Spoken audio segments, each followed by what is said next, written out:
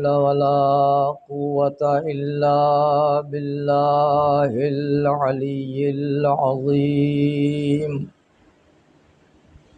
حسبنا الله ونعم الوكيل نعم المولى ونعم النصير أعوذ بالله من الشيطان الرجيم بسم الله الرحمن الرحيم الحمد لله رب العالمين بارئ الخلائق أجمعين فاطر السماوات والأرضين باعث الأنبياء والمرسلين والصلاة والسلام والتحية والإكرام على النبي المؤيد الرسول المسدد المجتبى الأمجد المصطفى الأحمد مولانا أبي القاسم محمد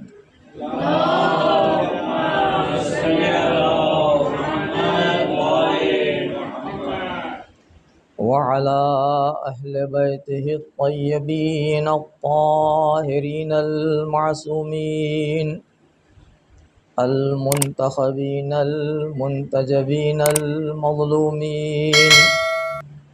ولعنة الدائمة الباقية على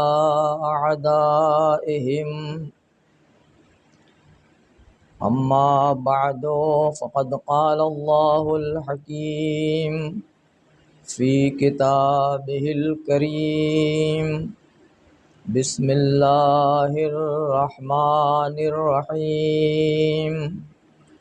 يوم ندعو كل أناس بإمامهم فمن أوتي كتابه بيمينه فسوف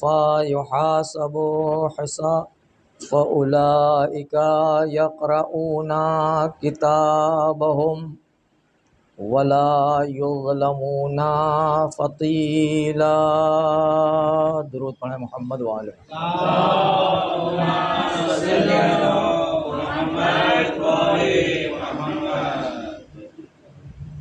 سورہ مبارکہ اسراء کی یہ آیت جس کے زیر عنوان کچھ باتیں آپ کے گوش گزار کی گئیں۔ ارشاد رب العزت ہے کہ قیامت کے دن ہم ہر انسان کو اس کے امام کے ساتھ بلائیں گے،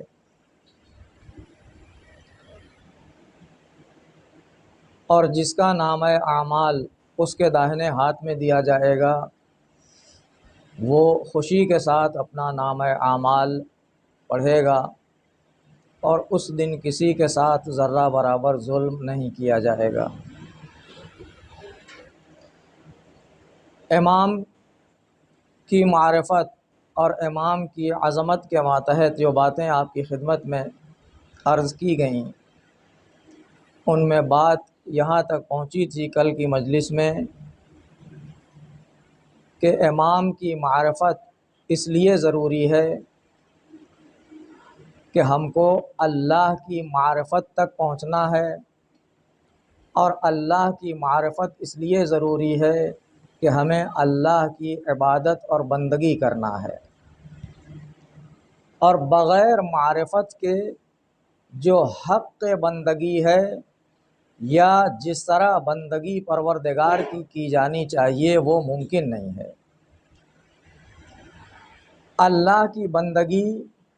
اسی وقت انسان کر سکتا ہے جب اسے اللہ کی معرفت ہو، اور اللہ کی معرفت کے لیے اس دنیا میں واحد راستہ اس دور میں امامت کا راستہ ہے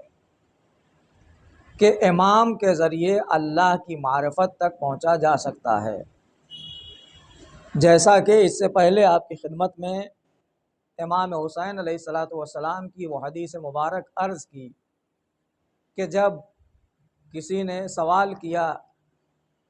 یبن رسول اللہ فما معرفت اللہ، اے فرزند رسول اللہ کی معرفت ہے کیا؟ تو امام حسین علیہ الصلوۃ والسلام نے اس سائل کے جواب میں یہ فرمایا کہ اللہ کی معرفت یہ ہے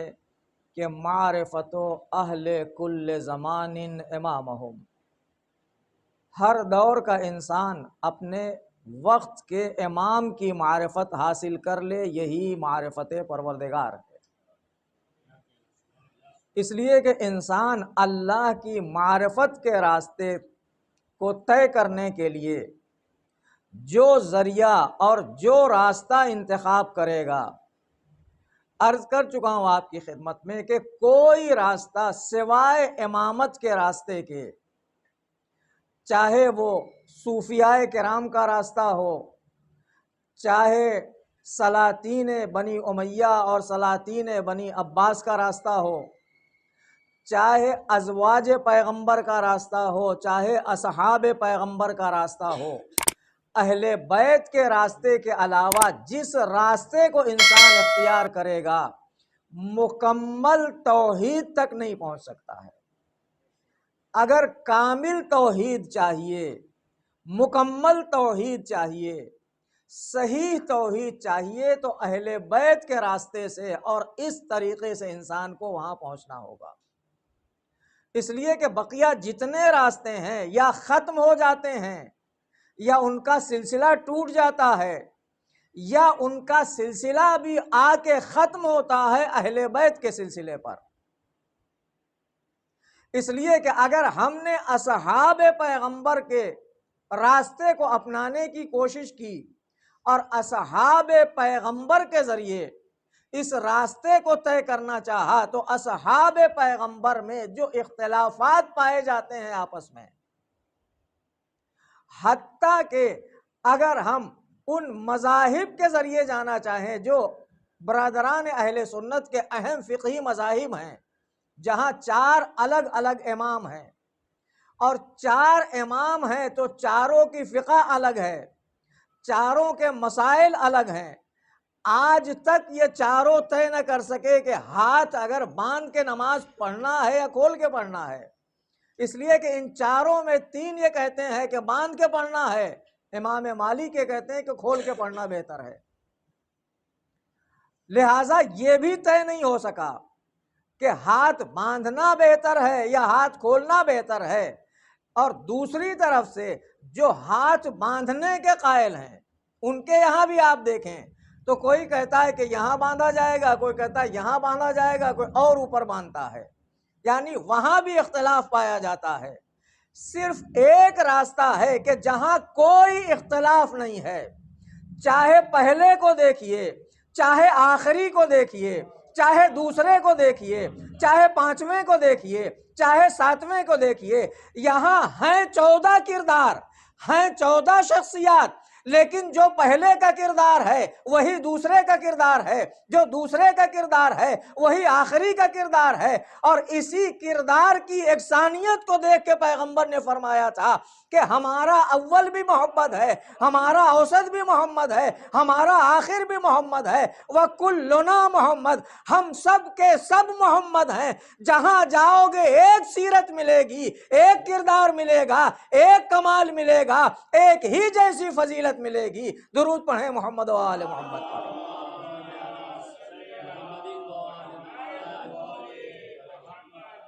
وہاں 4 امام ہیں تو چاروں کی فقہ الگ الگ ہے۔ یہ امام ابو حنیفہ کی فقہ ہے، یہ امام مالک کی فقہ ہے، یہ امام شافعی کی فقہ ہے، یہ امام احمد ابن حنبل کی فقہ ہے، لیکن یہاں 14 ہے مگر فقہ ایک ہے، فقہ جعفری۔ رہنمائی کرنے والے 14 افراد ہیں مگر فقہ ایک ہے، اور یہ شرعی مسئلہ ہے علم حدیث میں ہمارے ہاں کہ اگر آپ کو کسی حدیث کے بارے میں معلوم نہ ہو کہ کس معصوم نے کہی ہے تو جس معصوم کی طرف چاہو اس حدیث کی نسبت دے سکتے ہو۔ اگر 11ویں امام کی حدیث ہے تو امیر المومنین کی طرف نسبت دے کے بیان کر سکتے ہو۔ 10ویں امام کی حدیث ہے 8ویں امام کی طرف نسبت دے کے بیان کر سکتے ہو، اس لیے کہ نہ یہاں کردار میں جو جدائی پائی جاتی ہے، نہ رفتار میں جدائی پائی جاتی ہے، نہ ان کے کردار اور اقوال میں جدائی پائی جاتی ہے، بلکہ ہم نے تو یہاں تک دیکھا کہ اگر ان کے یہاں کسی نے کسی ایک کو خواب میں بھی دیکھا ہے اور دوسرے کے ذریعے تعبیر مل رہی ہو تو خواب اور تعبیر میں بھی ذرہ برابر فرق نہیں ملے گا۔ وہ واقعہ آپ کے سامنے ہے کہ امام رضا علیہ السلام نے جب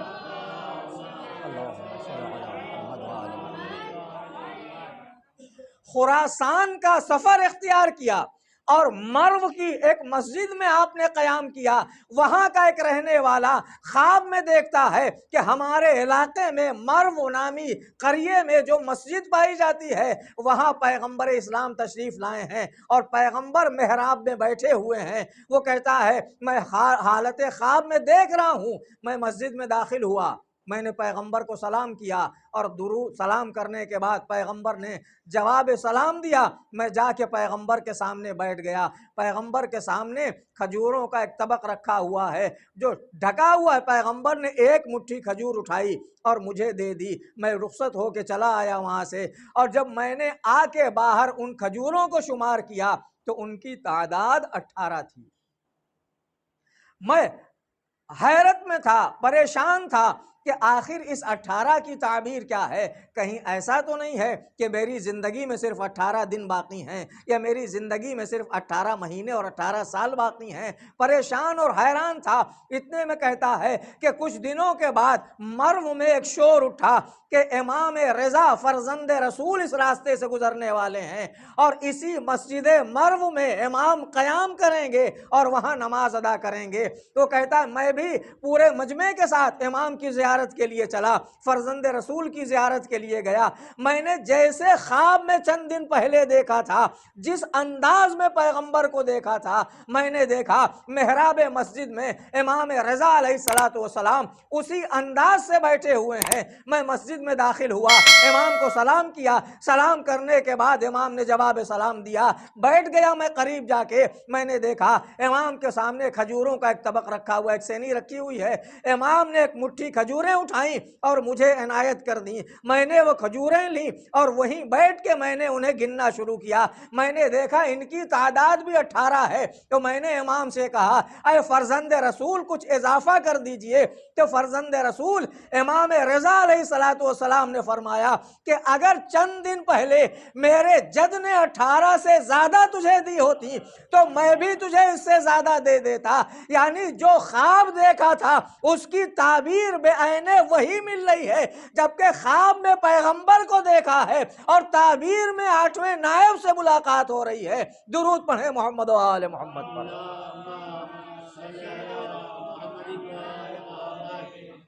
اور یہ تو خواب اور تعبیر کی بات ہے، اگر ہم ان کے یہاں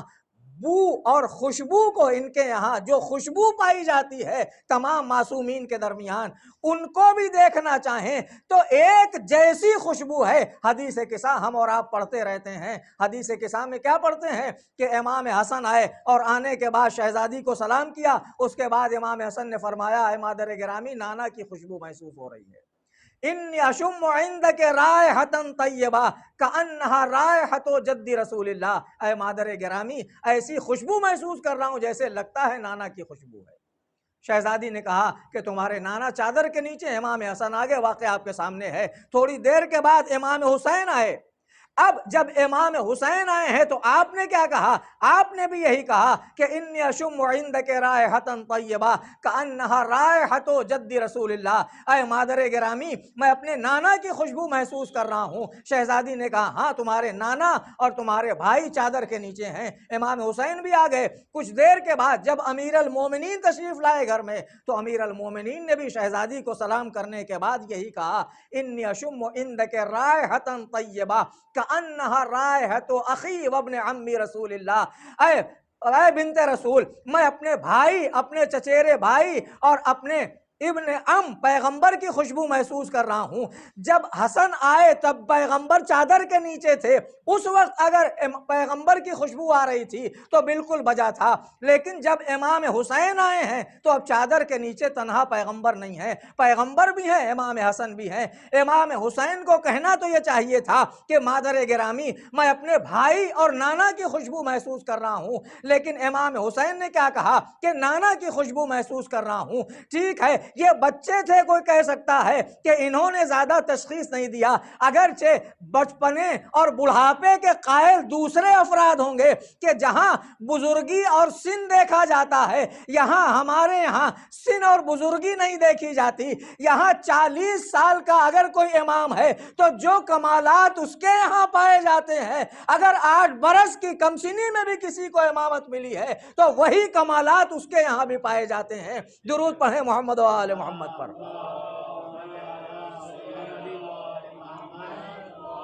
لہٰذا کوئی کہہ سکتا ہے کہ امام حسین بچے تھے، تشخیص نہیں دیا، اگرچہ ہمارے عقیدے کے خلاف ہے، لیکن اگر مان لیا جائے تب بھی اب جب امیر المومنین آئے تو انہوں نے بھی آنے کے بعد کیا فرمایا کہ میں پیغمبر کی خوشبو محسوس کر رہا ہوں، جبکہ چادر کے نیچے اب تنہا پیغمبر نہیں ہے، پیغمبر بھی ہیں، امام حسن بھی ہیں، امام حسین بھی ہیں۔ لہٰذا امیر المومنین کو یہ کہنا چاہیے تھا کہ میں اپنے بیٹوں اور پیغمبر کی خوشبو محسوس کر رہا ہوں۔ یہ ہر آنے والا یہ کیوں کہہ رہا ہے کہ ہم پیغمبر کی خوشبو محسوس کر رہے ہیں؟ اس کا مطلب یہ ہے کہ پیغمبر تنہا ہوں گے تب بھی وہی خوشبو ہوگی، حسن کے ہمراہ ہوں گے تب بھی وہی خوشبو ہوگی، حسین کے ہمراہ ہوں گے تب بھی وہی خوشبو ہوگی۔ تو جہاں خوشبو میں بھی فرق نہ ملتا ہو، وہاں کردار میں فرق کیسے ہوگا؟ وہاں رفتار میں فرق کیسے ہوگا؟ وہاں گفتار میں فرق کیسے ہوگا؟ درود پڑھیں محمد و آل محمد پر۔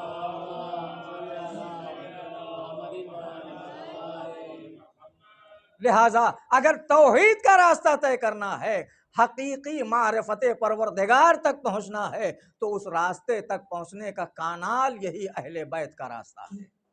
وہاں تک پہنچنے کا راستہ یہی آل محمد کا راستہ ہے۔ اس کے علاوہ جس راستے پر جائیں گے بھٹکنے کے خطرات ہیں، گمراہ ہو جانے کے خطرات ہیں، بہک جانے کے خطرات ہیں، اس لیے کہ راستہ بتانے کے لیے، منزل تک پہنچانے کے لیے منزل کو جاننا ضروری ہے۔ جو خود ہی نہیں جانتا ہو کہ منزل کیا ہے اور وہاں تک جانے کا راستہ کیا ہے، وہ بتا نہیں سکتا ہے۔ اس لیے کہ دنیا میں جس نے بھی توحید کو پہچانا ہے وہ آل محمد کے ذریعے اس نے پہچانا ہے، چاہے وہ انبیاء ہوں، چاہے ملائکہ ہوں، چاہے فرشتے ہوں، چاہے وہ 4 بڑے فرشتے ہوں جو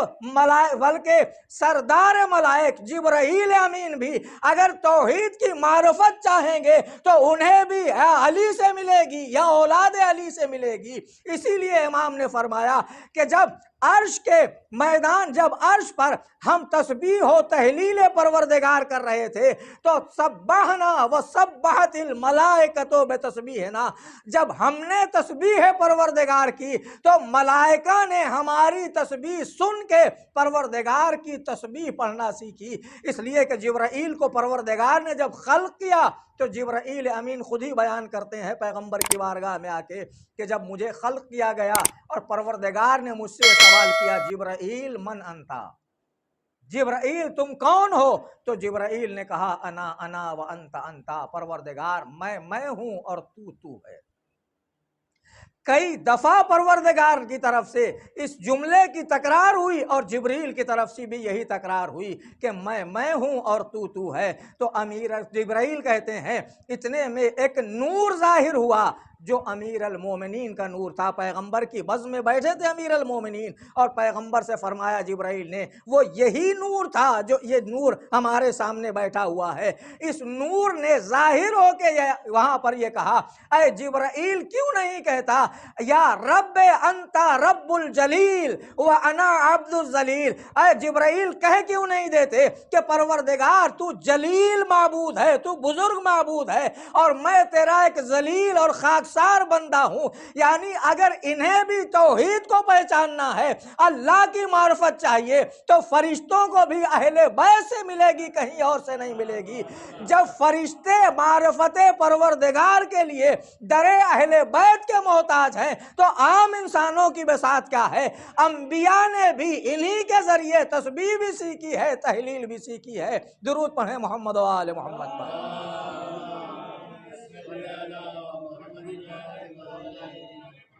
جس امام کی شہادت کی شب ہے اس امام کی حدیث مبارک آپ کی خدمت میں پیش کرتا ہوں۔ امام حسن عسکری علیہ السلام نے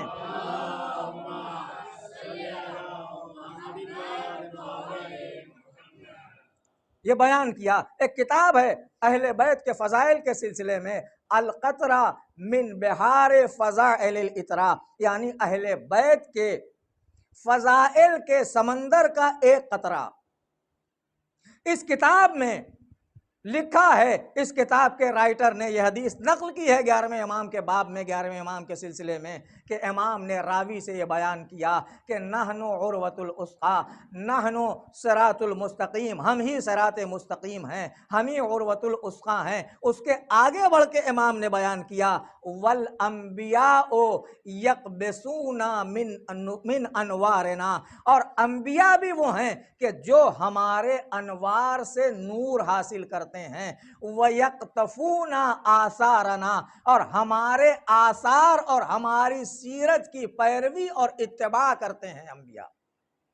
اور امام جعفر صادق علیہ السلام نے فرمایا، ایک درود پڑھیں محمد و آل محمد پر۔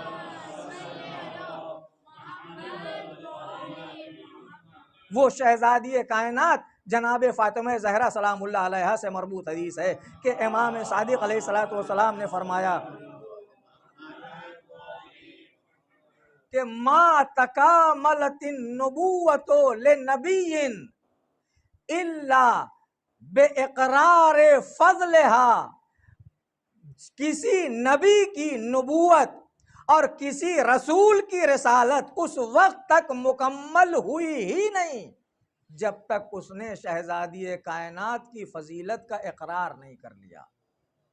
انبیاء کی نبوتیں ناقص رہ جاتی ہیں ان کے فضائل کے بغیر، تو ہم صراط مستقیم کیسے طے کر سکتے ہیں اور اللہ کی معرفت تک کیسے پہنچ سکتے ہیں ان کے راستے کو طے کیے بغیر، یا ان کا راستہ چھوڑ کے دوسروں کے راستے پہ چل کے۔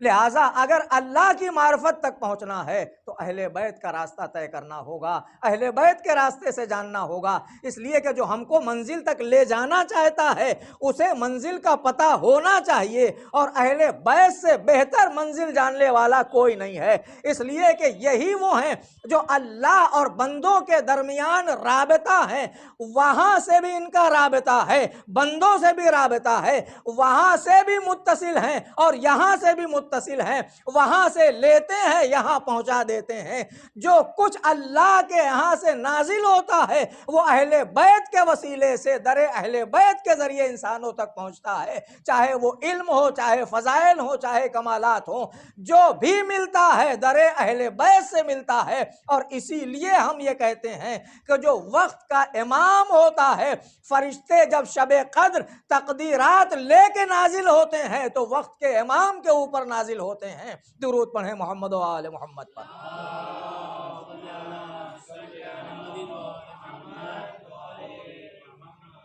لہٰذا اگر اللہ کی معرفت چاہیے تو اہل بیت کی معرفت کے راستے کے ذریعے اللہ کی معرفت کا راستہ طے ہوگا۔ اہل بیت کو پہچان لیں، اہل بیت کے درمیان پائے جانے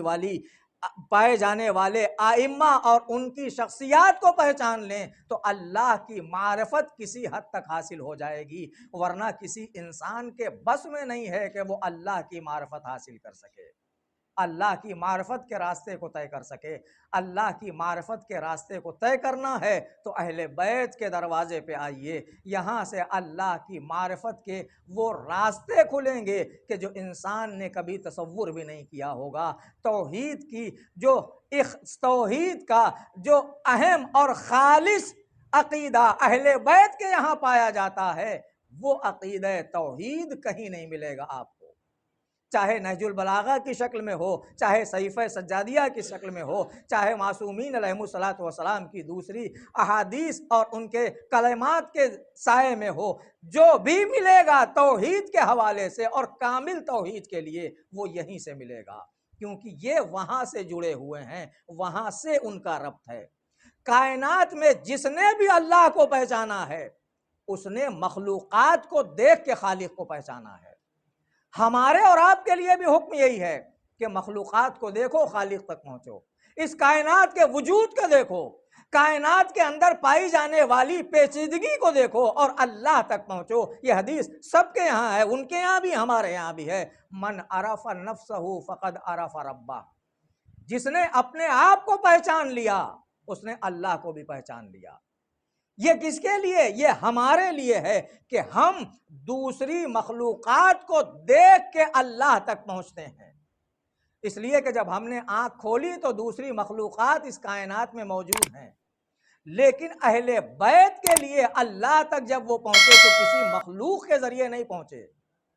ہم نے زمین کو دیکھا، پوچھا یہ زمین کس نے بنائی ہے، آسمان کو دیکھا، سوال کیا یہ آسمان کس نے بنایا ہے، بلند پہاڑوں کو دیکھا، سوال ہوا یہ پہاڑ کس نے بنایا ہے۔ یعنی ہم مخلوقات کو دیکھتے گئے اور سوال کا جواب ملتا گیا، اس کے خالق کو پہچانتے چلے گئے۔ لیکن جب اہل بیت نے اللہ کی معرفت کا راستہ طے کیا ہے تو اس وقت تو کچھ تھا ہی نہیں،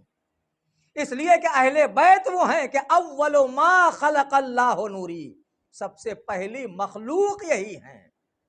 لہذا اس سے پہلے کچھ تھا ہی نہیں۔ اگر بالکل سناٹا ہو، صرف خالق ہے اور یہ نور ہے اور کچھ ہے ہی نہیں، تو اہل بیت کسی اور کے ذریعے نہیں پہچانیں گے پروردگار کو، بلکہ براہ راست اللہ کو پہچانیں گے، اس لیے کہ پہچانوانے والی کوئی چیز ہے ہی نہیں، صرف خالق ہے اور یہ نور ہے۔ لہٰذا ان انوار نے اگر پروردگار کو پہچانا ہے تو بلا واسطہ پہچانا ہے۔ باقی ساری کائنات نے جس نے بھی اللہ کو پہچانا ہے، یا اہل بیت کے وسیلے سے پہچانا یا دوسری مخلوقات کے ذریعے پہچانا، ہر ایک کی معرفت با واسطہ ہے، اہل بیت کی معرفت بلا واسطہ ہے۔ درود پڑھیں محمد و آل محمد پر۔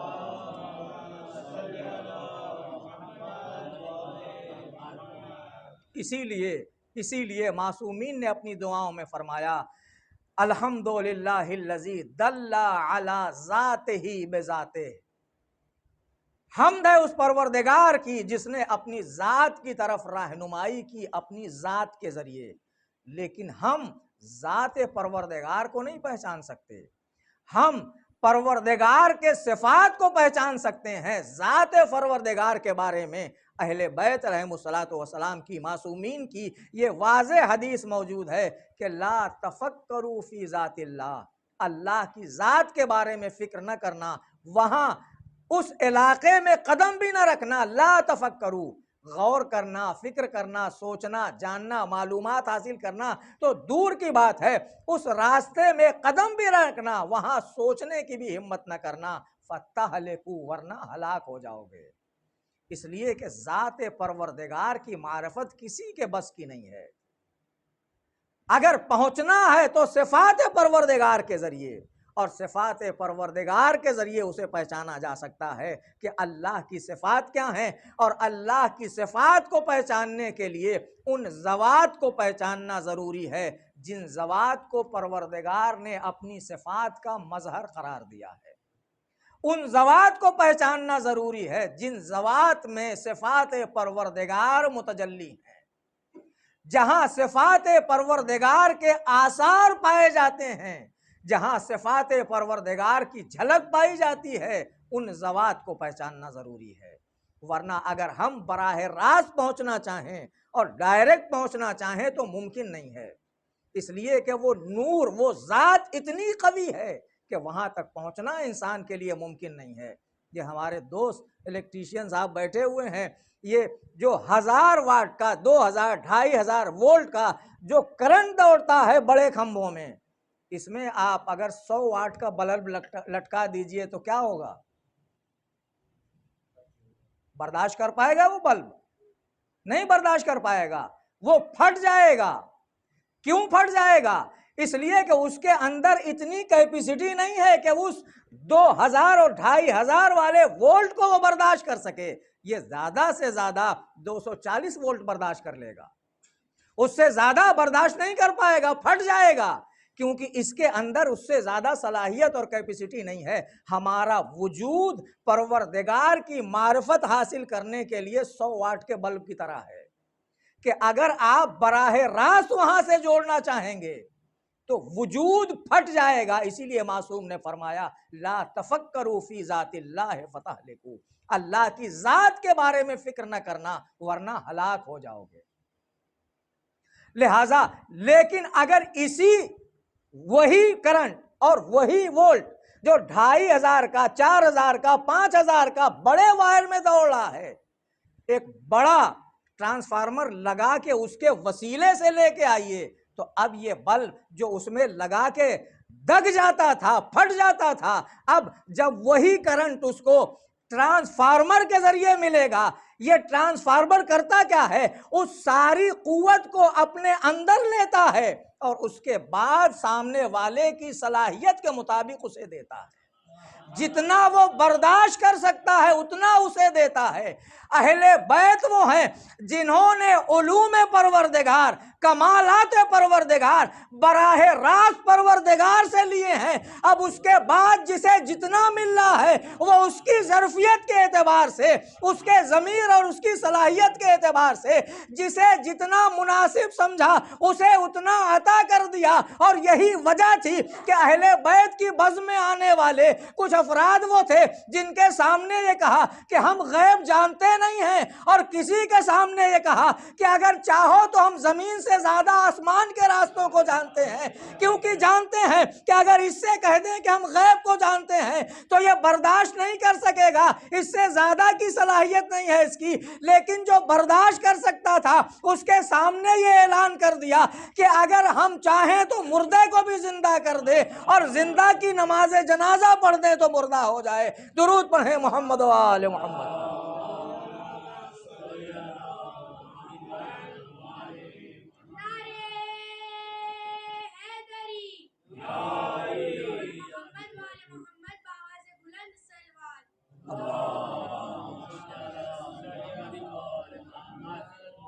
لہذا پروردگار نے جو نظام بنایا ہے ولایت کا اور امامت کا وہ اسی لیے ہے کہ بے یمنہی رزق الورا و بے بقائہی ثبتت الارض والسماء. یہ حدیث سب کے ہاں، ان کے ہاں بھی موجود ہے، ہمارے ہاں بھی موجود ہیں کہ لولا الحجہ لساخت الارض باہلہا. اگر حجت پروردگار زمین پر نہ ہو تو زمین اپنے بسنے والوں کے ساتھ تباہ ہو جائے گی، درہم برہم ہو جائے گی. یہ کائنات کا نظام باقی رہنا اور ہمیں اور آپ کو ساری کائنات کو رزق ملنا، دوسری ضروریات کی چیزیں ملنا، یہ اس بات کی دلیل ہے کہ کوئی حجت پروردگار آج بھی موجود ہے جو وسیلہ ہے فیوزات پروردگار کے ہم تک پہنچانے کا، اور اسی کو ہم امام وقت کہتے ہیں. آج کی یہ شب اسی کی یتیمی کی شب ہے. ابھی تک ہم امام حسین کا ماتم کر رہے تھے، امام حسین کا پرسہ دے رہے تھے، شہزادی کائنات کو، پیغمبر کو، لیکن آج کی رات امام وقت کو پرسہ دینے کی رات ہے. یہ صحیح ہے کہ امام حسین علیہ السلام کے اوپر جو ظلم ہوا اور جو مصائب سید الشہداء نے برداشت کیے ہیں وہ کسی امام نے برداشت نہیں کیے، لیکن اس امام کے مصائب بھی کم نہیں ہیں. اس امام کے اوپر جو مصائب وارد ہوئے ہیں وہ کم نہیں ہیں، اس لیے کہ اس امام نے بھی اپنی ماں فاطمہ زہرا سلام اللہ علیہا کی ویران قبر کو دیکھا ہے، اجڑے ہوئے شہزادی کے روضے کو دیکھا ہے جہاں بقیع میں ایک نہیں بلکہ 4 ائمہ کی قبریں بے مزار ہیں. شہزادی کا روضہ بے مزار ہے، اور اپنے باپ کی شہادت اس امام نے اس عالم میں دیکھی ہے کہ جب امام کا سن مبارک 5 برس کا ہے، 4 برس کا، 5 برس کا سن ہے امام کا. سن 55 ہجری میں امام کی ولادت ہوئی ہے اور سن 60 ہجری میں امام حسن عسکری علیہ الصلوۃ والسلام کی شہادت کی تاریخ ہے۔ امام کے آخری ایام ہیں، امام کو زہر دیا گیا ہے۔ امام نے اپنے خادم، جس کا نام تاریخ نے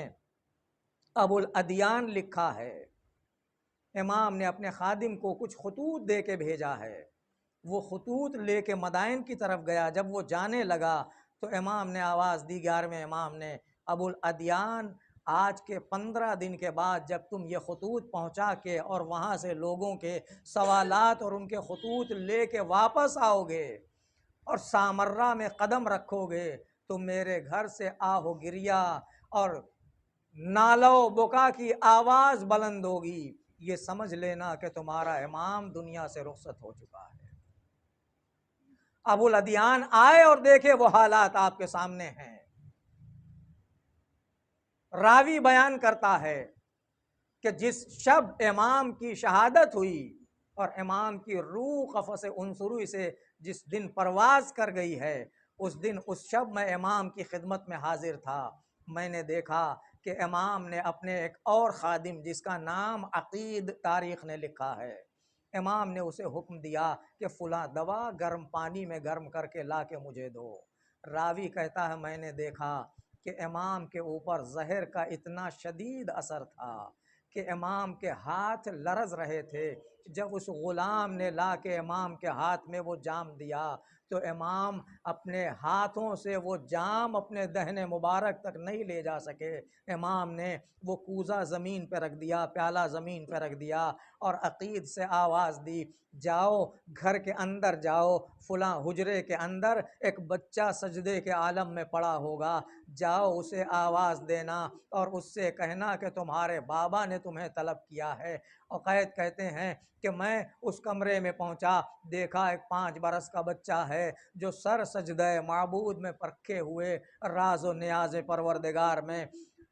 مشغول ہے اور ساری دنیا سے غافل ہے، صرف پروردگار کی طرف متوجہ ہے۔ میں نے پہنچ کے آواز دی، جب وہ متوجہ ہوئے، امام وقت ہیں، 5 برس کا سن ہے، جب وہ متوجہ ہوئے تو میں نے 11ویں امام کا پیغام پہنچایا۔ وہ بچہ اٹھا اور آئے امام حسن عسکری علیہ الصلوۃ والسلام کے پاس۔ آنے کے بعد جب امام کی خدمت میں حاضر ہوئے تو امام حسن عسکری علیہ الصلوۃ والسلام نے فرمایا، یا بنیا انتا وسیعی و خلیفتی، اے میرے لال تم ہی حجت پروردگار ہو، تم ہی میرے اہل بیت کے لیے سہارا ہو، تم ہی اللہ کی حجت ہو، تم ہی میرے وصی ہو، لاؤ یہ جام مجھے پلا دو۔ امام عصر علیہ الصلوۃ والسلام نے اپنے چھوٹے چھوٹے ہاتھوں سے اپنے بابا کے قریب کیا اور وہ جام اپنے بابا کو پلا دیا۔ جی چاہتا ہے عرض کروں آقا آپ بڑے خوش نصیب ہیں کہ آخر وقت میں آپ کے بابا نے پانی کا مطالبہ کیا ہے تو آپ بابا کے سرانے موجود تھے اور بابا کو پانی پلا دیا، اور آپ کا بابا پیاسا دنیا سے نہیں گیا۔ لیکن آپ کے جد سید سجاد کا عالم یہ ہے کہ جب بابا رخصت آخر کے لیے آیا تو سید سجاد اپنے بابا کو پہچان نہ سکے۔ جب زینب نے بازو پکڑ کے اٹھایا، سید سجاد اٹھو اٹھو حسین اٹھو، تمہارے بابا رخصت آخر کے لیے آئے ہیں، تو بیٹے نے آنکھیں کھولی، دیکھا بابا سامنے کھڑے مگر پہچان نہ سکے، اس لیے کہ چہرے پہ اصغر کے خون کا غازہ ملا ہوا تھا، کہیں بدن پہ اکبر کا خون تھا، کہیں عباس کا خون تھا، دیکھ کے بیٹا پہچان نہ سکا۔ جب پھوپھی نے پہچنوایا سید سجاد یہی تمہارے بابا ہیں، آواز دیے پھوپھی اماں یہ بابا رخصت آخر کے لیے آئے ہیں۔ اس کے بعد امام حسین سے ایک ایک کے بارے میں سید سجاد نے سوال کیا کہ چچا عباس کہاں ہیں، بھیا اکبر کہاں ہیں، اونو محمد کہاں ہیں۔ امام ہر ایک کے جواب میں یہی کہتے رہے، قد قتل، وہ شہید ہو گئے، وہ مارے گئے۔ امام سے آخر میں امام حسین نے فرمایا، بیٹا سید سجاد بس اتنا سمجھ لو کہ مردوں میں اب میں بچا ہوں اور تم بچے ہو، اس کے علاوہ کوئی نہیں ہے۔ ہے یہ سننا تھا کہ امام سید سجاد نے فرمایا اے پھوپھی اماں ذرا میرا عصا دیجئے، میری تلوار دیجئے، جب تک میں زندہ ہوں اپنے بابا پر کوئی آنچ نہیں آنے دوں گا۔ امام نے سمجھایا سید سجاد تم بیمار ہو، بیمار سے جہاد ساقط ہے، بیٹے کو وداع امامت حوالے کیے، سید سجاد سے رخصت ہوئے، لیکن اس عالم میں بابا کو سید سجاد نے رخصت کیا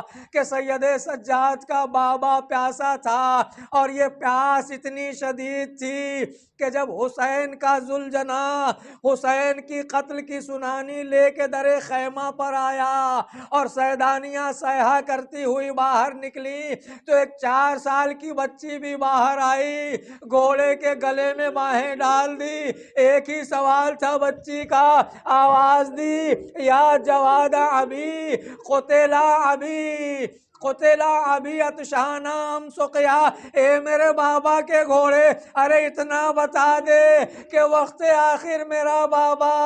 ایک قطرہ آپ پا سکا یا اسے پیاسا ذبح کر دیا گیا۔ جزاکم ربکم۔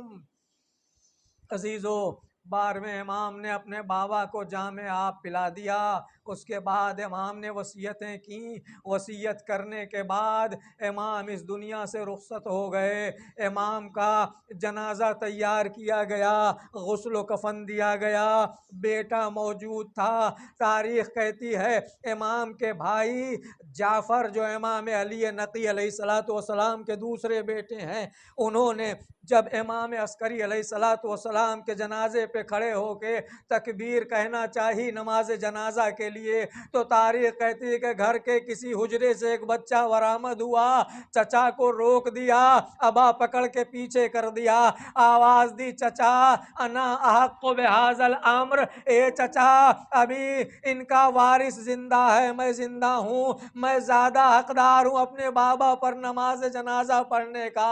امام نے اپنے بابا کی نماز جنازہ پڑھی اور اس کے بعد پھر امام نگاہوں سے اوجھل ہو گئے، بڑی شان سے مدینے میں 11ویں امام کا جنازہ اٹھا، لیکن سید سجاد جب اپنے بابا کے جنازے کے قریب پہنچے تو عالم یہ تھا کہ سید سجاد ایک اونٹ کی پشت پر سوار ہیں، ہاتھوں میں ہتھکڑی، پیروں میں بیڑی، گلے میں خاردار توق ہے، بیٹے نے باپ کا لاشا کربلا کی تپتی ریت پر دیکھا، وہ بھی سالم نہیں تھا، گھوڑوں کی ٹاپوں سے پامال ہو چکا تھا، اور بیٹا اتنا مجبور تھا کہ باپ کو نہ کفن دے سکتا ہے نہ دفن کر سکتا ہے۔ یہ عالم دیکھ کے سید سجاد کی عجیب کیفیت ہوئی،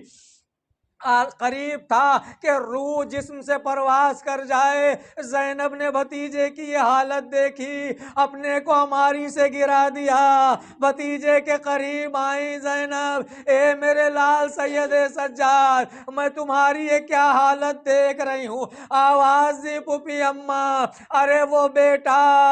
شدت غم سے کیوں نہ مر جائے جو اتنا مجبور ہو کہ باپ کا لاشا جلتی ہوئی ریت پر پڑا ہو اور بیٹا ایک مٹھی خاک بھی اپنے باپ کے جسم پر نہ ڈال سکے۔ الا لعنت اللہ علی القوم الظالمین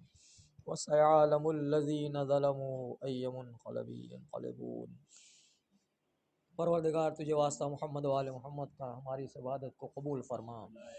تمام مومنین و مومنات جہاں جہاں ہیں ان کے جان مال عزت آبرو کی حفاظت فرما، جو بیمار انہیں شفاء کامل و عاجل عطا فرما، جو پریشان حال ہے ان کی پریشان حالی کو دور فرما، جو حاجات لے کے آئے ہیں فرش عزا پہ ان کی دینی دنیاوی جملہ جائز حاجات کو پورا فرما۔ معبود ہم میں جو بے روزگار ہیں انہیں روزگار فراہم فرما، جو با روزگار ہیں ان کے روزگار میں برکت عطا فرما، جو بیمار انہیں شفاء کامل و عاجل عطا فرما، جو مقروض ہیں ان کے قرضوں کو ادا فرما۔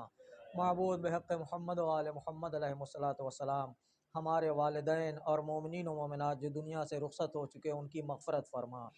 انہیں معصومین کے جوار میں جگہ عطا فرما، جو با حیات ہیں انہیں طول عمر و صحت عطا فرما۔ معبود اپنی آخری حجت کے ظہور میں تعجیل فرما۔